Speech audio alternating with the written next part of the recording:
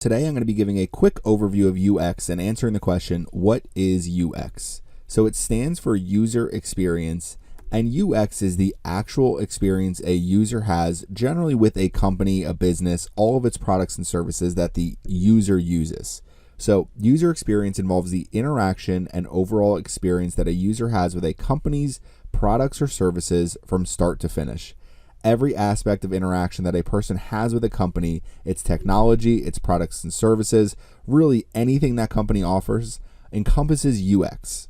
So sometimes you may see UX referred to as UX design, and this is when designers manage and improve every aspect of user experience. So UX design focuses on creating a product that functions properly, is easy to learn, easy to use, just to avoid negative user experiences. So generally a design team will go through the process of using whatever products or services that a company is offering, and if they have a negative user experience, then the UX design team will fix that so that other people aren't dealing with it. So let's give a few examples. And the other day I was shopping on Home Depot for a new grill. Well, I'm shopping online for a new grill, and I end up on homedepot.com. It's a Home Depot store about 10 minutes from my house. So they show me all the grills in stock at my local store, along with what aisle I can find them in. And then they also give me different options as far as doing curbside pickup. I can get delivery with setup. I can go in the store and purchase the grill. But what I decide to do is they offer curbside pickup. So I say, let's do curbside pickup. I can get the grill today. I pull up into one of the curbside pickup spots. I pay online. Somebody brings the grill out for me, helps me load it into my truck, and then I'm able to drive home with it. So it's a very good user experience from start to finish, because I start on their website. They show me here are, let's just say, the 10 different grills we have in stock, how much we have in stock for each of them. If I click on a grill I'm interested in, they're also going to show me some relevant products that go along with that grill. So all of that is part of the user experience that I had with Home Depot. And when you have a good user experience with a company, you're more likely to return to them. So let's do number 2 here, and this is another example for me. So I needed a custom cake for a birthday, and I needed groceries. So I already had the Publix app, but let's just say I download the Publix app, which is my local grocery store. I can place the cake order directly from the app. You can order all sorts of things directly from the app. Go to the store and pick them up. You can choose to get curbside pickup. You can choose to get delivery.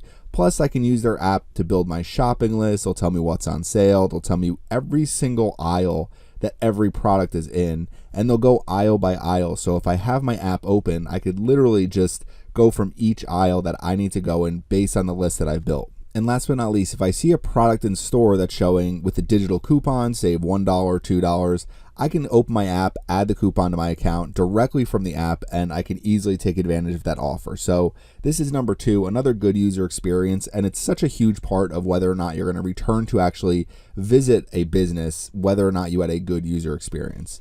So number 3, I'm not going to call the company out, but I was watching a live sporting event, ended up canceling one of the major live TV app providers. So I was paying a monthly fee for live TV. I cut cable, so I'm paying for this app. I'm watching a live sporting event. So all of a sudden, nothing happens with my internet. Nothing happens outside of the app, but it freezes and it closes. It goes back to the main screen. So it doesn't reopen when I click to open the app. So I have to turn off my TV to basically reset everything.